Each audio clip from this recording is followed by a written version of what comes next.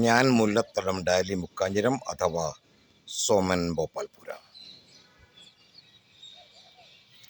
ഒന്ന് കേട്ടിട്ട് പോ 24-ാം ഭാഗം. ഒന്ന് കേട്ടിട്ട് പോ എന്ന പരമ്പരയുടെ 24-ാം ഭാഗം. കീറുത്തോടിന് അരികിലായി ഏലിയാവ് സുഖമായി കഴിഞ്ഞുകൂടുന്നു. രാവിലെ അപ്പവും ഇറച്ചിയും, വൈകിട്ടും അപ്പവും ഇറച്ചിയും, കുടിക്കാനായി കീറുത്തോടിലെ വെള്ളവും, സുഭിക്ഷമായ ജീവിതം. ഒരു VIP ട്രീറ്റ്മെൻറ്റ് ദൈവം കൊടുത്തിരിക്കുക ഏലിയാവിന്. കൊണ്ടുവരുന്നതോ, ഈ ആഹാരം കൊണ്ടുവന്ന് കൊടുക്കുന്നത് കാക്കയുടെ കയ്യിലാണ് ഈ അപ്പവും ഇറച്ചിയും കൊണ്ടുവന്ന് കൊടുപ്പിക്കുന്നത്. കാക്കയെന്ന് പറഞ്ഞാൽ തന്നെ മനുഷ്യൻ അടുപ്പിക്കാൻ ഒരിക്കലും ആഗ്രഹിക്കാത്ത ഒരു പറവയാണ് ഈ കാക്ക. കാണാനോ കൊള്ളത്തില്ല, കറുത്ത നിറം, സ്വരമോ ഒട്ടും കൊള്ളത്തില്ല. അങ്ങനെയുള്ള ഒരു പറവയുടെ കയ്യിലാണ് ദൈവം ഏലിയാവിന് അപ്പവും ഇറച്ചിയും കൊടുത്ത് അയക്കുന്നത്. അത് ഒരു ഓർമ്മപ്പെടുത്തലാണ്. ഇന്ന് നമ്മുടെ ചുറ്റിലും, ഒരുപക്ഷെ സഭയിലാണെങ്കിൽ പോലും, പല കാക്കകളും ഉണ്ടായിരിക്കും. നമ്മുടെ ദൃഷ്ടിയിൽ അവരെന്തിന് കൊള്ളാം, അവരെ ഒന്നിനും കൊള്ളത്തില്ല, കാണാനും കൊള്ളത്തില്ല, സ്വരമില്ല, സാമ്പത്തിക ഭദ്രതയില്ല, വെറും കാക്കകൾ. ഒരു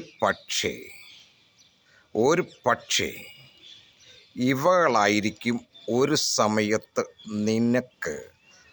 നിൻ്റെ ജീവൻ നിലനിൽപ്പിന് ആവശ്യമായ കാര്യങ്ങൾ ചെയ്തു തരുന്നത്, അല്ലെങ്കിൽ ചെയ്തു തരേണ്ടി വരുന്നത് എന്നത് ഒരു ഓർമ്മപ്പെടുത്തലാണ്. കാക്കയുടെ കയ്യിൽ ആഹാരം കൊടുത്തയക്കുന്നു, അപ്പവും ഇറച്ചിയും. നാം തഴയപ്പെട്ടിരിക്കുന്ന ചിലർ ഒരു പക്ഷെങ്കിൽ, ഉദാഹരണത്തിന്, നാളെ അങ്ങനെ സംഭവിക്കാതിരിക്കട്ടെ, നമുക്ക് ഒരു ആക്സിഡൻ്റ്, ഒരു അപകടമുണ്ടായാൽ, രക്തം ആവശ്യം എന്ന് വന്നാൽ ഒരുപക്ഷെ ആദ്യം ഓടിവെത്തുന്നത് ഈ കാക്കകളായിരിക്കും. നിങ്ങൾ പോകുന്ന വഴിയിൽ നിങ്ങളുടെ വാഹനം അതൊന്ന് നിന്നുപോയി, അതിന് കേടായി, ഒരുപക്ഷെ അതുവഴി വരുന്ന ഈ കാക്കയായിരിക്കും. ഒരു ഓർമ്മപ്പെടുത്തലാണ് ഈ കാക്കകളെ. നമ്മുടെ സഭയിലാണെങ്കിലും നമ്മുടെ ചുറ്റുമുള്ള, അല്ലെങ്കിൽ അയൽവക്കത്തുള്ള ചില കാക്കകൾ നമുക്ക് ആവശ്യമുള്ളവരാണെന്നൊരു ഓർമ്മപ്പെടുത്തലാണ് ഈ കഥയിൽ. തീർന്നില്ല. ആ കരുത്തോട്ടിലെ വെള്ളം പറ്റി വേനലുകൊണ്ട്. ആ സമയത്ത് ദൈവം പറഞ്ഞു, നീ ശരാഫത്തിലേക്ക് പോകുക ഏലിയാവേ, അവിടെ ഞാനൊരു വിധവയെ കരുതി വച്ചിരിക്കുന്നു, അവർ നിനക്ക് ആവശ്യമുള്ള ആഹാരം നൽകും. നമ്മളെപ്പോലുള്ള ഏലിയാവുമാരാണെങ്കിൽ ഒന്ന് ചിരിക്കും. ഈ പെണ്ണും പിള്ളയോ എന്ന് നമ്മൾ ചോദിച്ചു പോകും. വിധവയായ സ്ത്രീ, പണ്ടേ ദുർബല, കൂട്ടത്തിൽ ഗർഭിണി, ഇരട്ട കൊച്ചുങ്ങളുമാണെങ്കിലോ എന്ന് പറഞ്ഞതുപോലെ ആകപ്പാടെ ഒരു പിടി മാവും കൊണ്ട് ജീവിക്കാൻ കഷ്ടപ്പെടുന്നവൾ. ഏലിയാവ് അവിടെ ചെല്ലുമ്പോൾ അവൾ വിറക് പെറുക്കുക. അവസാനമായി അവൾക്കൊരു പ്രാവശ്യം കൂടി അട ഉണ്ടാക്കി കഴിക്കണം.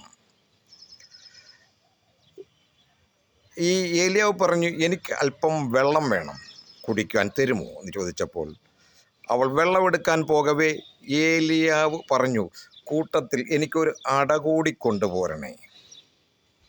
കുഞ്ഞുണ്ണി കവിത പോലെ. കുഞ്ഞുണ്ണി മാഷ് എന്നൊരു കവി കേരളത്തിൽ ഉണ്ടായിരുന്നു. അദ്ദേഹത്തിൻ്റെ കവിതയെല്ലാം ഇതുപോലെയാണ്. വളരെ രസകരമാണ്. ചിന്തിച്ചാൽ ചിരിച്ച് മണ്ണ് കപ്പുന്ന, അത്ഭുതപ്പെടുത്തുന്ന കവിതകൾ, കുഞ്ഞുണ്ണി കവിതകൾ. ഒരു കവിത ഇങ്ങനെയാണ്, ഒരു ഓർമ്മപ്പെടുത്തലിന് വേണ്ടി പറയാം. ആ കവിത ഇങ്ങനെയാണ്, അതിൻ്റെ ഒരു അർത്ഥം പറയുകയാണ്. നിങ്ങളുടെ കയ്യിൽ തീപ്പെട്ടിക്കുള്ളി ഉണ്ടെന്ന് പറയുമ്പോൾ, എങ്കിൽ ഒരു തീപ്പെട്ടി കൂടെ തരുമോ? തീപ്പെട്ടി കൂടെ തരാൻ ഒരുങ്ങുമ്പോൾ ഒരു ബീഡി തരുമോ? വീടിയൂടെ ഉണ്ടെന്ന് പറയുമ്പോൾ ഒരു ചുണ്ട് തരുമോ? ഇതുപോലെ വെള്ളം ചോദിച്ച ഏലിയാവ് അവളോട് പറഞ്ഞു, ഒരു കഷ്ണം അപ്പം കൂടി എടുത്തോളൂ. അവളുള്ള കാര്യം സത്യം പറഞ്ഞു. നിന്റെ ദൈവത്തിനാണ് സത്യം.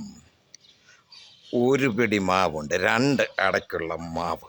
അതുണ്ടാക്കിയിട്ട് വേണം എനിക്കും എൻ്റെ മകനും കഴിച്ചിട്ട് മരിക്കാൻ. അവസാന ഭാഗം ഇത്രയും കൂടി ഞങ്ങളുടെ കയ്യിൽ ആകെയുള്ളൂ. അതിനു വേണ്ടിയാണ് ഞാൻ ഈ വിറക് പെറുക്കുന്നതെന്നുള്ള സത്യം അവൾ പറഞ്ഞു. അതുകൊണ്ടാണ് ഞാൻ പറയുന്നത്, നമ്മളെപ്പോലുള്ള ഏലിയാവുമാർക്ക് ഒന്ന് ചിരിക്കും. എന്നാണെന്നറിയാമോ?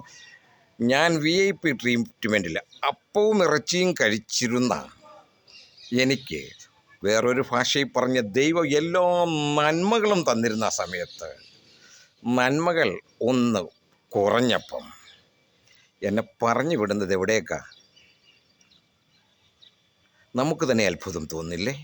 കാരണം നമ്മുടെ ചിന്തയല്ല ദൈവത്തിൻ്റെ ചിന്ത, നമ്മുടെ വിചാരങ്ങളല്ല ദൈവത്തിൻ്റെ വിചാരം. അവൻ്റെ വിചാരങ്ങളെല്ലാം വലുതാണ്. നമുക്കൊന്നും ചിന്തിക്കുവാൻ പോലും, നമുക്കൊന്നും ഭാവനയിൽ പോലും കാണാൻ സാധിക്കാത്ത വിധമാണ് വലിയവനായ ദൈവം തമ്പുരാൻ്റെ ചിന്തയും ചിന്താഗതികളും. നമുക്ക് ആ നന്മ VIP ട്രീറ്റ്മെൻറ്റിൽ നിന്ന് കുറഞ്ഞു കഴിഞ്ഞപ്പോൾ നമ്മൾ പറഞ്ഞേന്, ആരോ ഏതോ പണി ഉൽപ്പിച്ചതാണ്, അതാ ഈ നന്മ കുറഞ്ഞത്, ഇതേതോ അന്ധകാര ശക്തിയാണ്, അവരെ വിളിച്ചൊന്ന് പ്രാർത്ഥിപ്പിക്കും. നമ്മുടെ ചിന്തയൊക്കെ ഇങ്ങനെ പോകുന്നത്. അല്പം നന്മയൊന്ന് കുറഞ്ഞു കഴിഞ്ഞെങ്കിൽ ഈ നല്ല രീതിയിൽ കഴിഞ്ഞ് വന്ന കെരുത്തോടിന് അതിൽ വെള്ളവും കുടിച്ച് അപ്പോൾ ഇറച്ചിയും തിന്ന് നടന്ന ഞാൻ സിറ്റി ഹോസ്പിറ്റൽ, ജനറൽ ഹോസ്പിറ്റലിൽ ജോലി ചെയ്തിരുന്ന എന്നോട് പറയുക, ഗ്രാമത്തിൽ പോയി അടുത്ത ആഴ്ച തൊട്ട് PHCയിൽ ചേർന്നോളാൻ. ഇതാരുടെയോ കുരുക്കാണെന്ന് നമ്മൾ പറയും. പൊന്നും മക്കളെ, എന്നെ കേൾക്കുന്നവരെ, നിങ്ങൾ ഇന്ന് വരെ ദൈവത്തിൻ്റെ നന്മ അനുഭവിച്ചിട്ടുണ്ടെങ്കിൽ, നിങ്ങളുടെ നന്മയ്ക്കൊരു കുറവ് വന്നെങ്കിൽ, നിങ്ങൾ മുഖാന്തരം ആർക്കൊക്കെയോ ഇനി നന്മകൾ അനുഭവിക്കേണ്ടി വന്നിരിക്കുന്നു. നിങ്ങൾ മുഖാന്തരം ആർക്കൊക്കെയോ നന്മകൾ കൊടുക്കേണ്ടിയിരിക്കുന്നു, നന്മകൾ അനുഭവിക്കേണ്ടിയിരിക്കുന്നു. അതിനുവേണ്ടിയാണ് നിങ്ങളുടെ നന്മകളെന്ന് തോന്നിക്കുന്ന അതിൽ അല്പം കുറവുകൾ കാണിക്കുന്നത്, കുറവുകൾ വരുന്നതെന്ന് ഈ കഥയിലൂടെ ഒരു ഓർമ്മപ്പെടുത്തലാണ്. സരാഫത്തിൽ ചെന്നു ആ വിധവയായ സ്ത്രീയോട് ഒരപ്പം കൂടി തരണമേ എന്ന് പറഞ്ഞു. ഈ വെള്ളത്തിൻ്റെ കൂടെ നോക്കണേ, ആ സ്ത്രീ, ആ വിധവയായ സ്ത്രീ അത് അംഗീകരിച്ചു, സമ്മതിച്ചു. ഏലിയാവിന് ഒരു അപ്പം കൊടുത്തു. നമുക്കൊന്ന് അനുമാനിക്കാം, ബൈബിളിലുള്ളതെന്നല്ല, 2 അട ഉണ്ടാക്കിയെങ്കിൽ ഒരട കർത്താവിന് വേണ്ടി, കർത്താവിൻ്റെ ദാസിന് വേണ്ടി മാറ്റിവെച്ചു. അവർക്ക് ഒരട തിന്നിട്ട് വേണം അപ്പനും അമ്മയ്ക്കും മകനും മരിക്കാൻ. ഇല്ലായ്മയിലും ദൈവത്തെ മാനിച്ചപ്പോൾ എന്നെ മാനിക്കുന്നവരെ ഞാനും മാനിക്കുമെന്ന് പറഞ്ഞ ആ തിരുവെഴുത്ത് ഒന്ന് ഓർത്ത് നോക്കിക്കേ. പിന്നെ അവളുടെ വീട്ടിൽ, അവളുടെ കലശത്തിൽ എണ്ണ കുറഞ്ഞിട്ടില്ല, കലത്തിലെ മാവും കുറഞ്ഞിട്ടില്ല. എന്ന് വരെ മഴ പെയ്തോ? ഏകദേശം 3-3.5 വർഷം ആ വീട്ടിൽ എണ്ണയ്ക്കോ മാവിനോ, റൊട്ടിയുണ്ടാക്കുന്ന ഈ അപ്പമുണ്ടാക്കുന്ന മാവിനോ ഒരു കുറവും വന്നില്ല. ഈ വാക്കുകൾക്കിടയിൽ, ബൈബിളിലെ വാക്കുകൾക്കിടയിൽ നമ്മൾ സൂക്ഷിച്ചു നോക്കിയാൽ ഒരു കാര്യം കാണാം. വിധവയായ ഈ സ്ത്രീ മാത്രമല്ല, ആ വീട്ടിലുള്ളവരും. അപ്പോൾ എത്രയോ പേരാണ്. ഒരു അപ്പക്കഷണം ദൈവദാസൻ ഇല്ലായ്മയിൽ നിന്ന് കൊടുത്തപ്പോൾ, ദൈവത്തിൻ്റെ പേരിൽ കൊടുത്തപ്പോൾ, വിധവയായ സ്ത്രീയോടെ മകനും മാത്രമല്ല, ആ വാക്കുകളുടെ ഇടയിലേക്കൊന്ന് സൂക്ഷിച്ചു നോക്കി, ആ വീട്ടിലുള്ളവരും അടുത്ത മഴ വരുന്നത് വരെ സുഭിക്ഷമായി കഴിഞ്ഞു. ഒരു ഓർമ്മപ്പെടുത്തില്ല. ഇല്ലായ്മയിലും എന്നെ മാനിക്കുന്നവരെ ഞാനും മാനിക്കുന്ന ദൈവം. ചില നന്മകൾ നമുക്ക് കുറഞ്ഞു പോകുമ്പം നമ്മൾ തെറ്റിദ്ധരിക്കും, അന്ധകാര ശക്തി. അല്ല, നമ്മൾ മുഖാന്തരം ആർക്കൊക്കെയോ ഇനിയും നന്മകൾ അനുഭവിക്കേണ്ടിയിരിക്കുന്നു, നന്മകൾ വരാനിരിക്കുന്നു എന്നുള്ളൊരു കാഴ്ചപ്പാടുണ്ടാകുക. ദൈവം നല്ലവനാണ്, ദൈവം വലിയവനാണ്.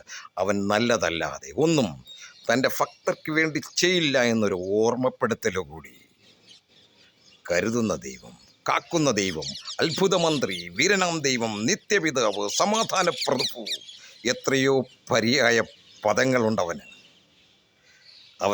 അവൻ്റെ നാമം അത് മാത്രം മതി. ഏലിയാവിൻ്റെ കഥ അതാണ് സൂചിപ്പിക്കുന്നത്. എല്ലാ നന്മയിൽ നിന്നും ഒന്നുമില്ലായ്മയിലേക്ക് നമ്മെ പറഞ്ഞു വിടുമ്പോൾ ഇതിനപ്പുറമായി നമുക്ക് മാത്രമല്ല മറ്റുള്ളവർക്ക് വേണ്ടിയും നന്മകൾ തരുവാൻ ശക്തനാണ് ദൈവം എന്ന് അവൻ ഓർപ്പിപ്പിക്കുന്നു ഈ കഥയിലൂടെ, ഈ സംഭവത്തിലൂടെ. ഹലോ, ആരോടാ ഞാനീ പറയുന്നത്? ഒന്ന് കേട്ടിട്ട് പോ. 24 ഭാഗം. ഞാൻ മുല്ലത്തടം ഡാലി, മുക്കാഞ്ഞിരം അഥവാ സോമൻ, ഭോപ്പാൽപുര.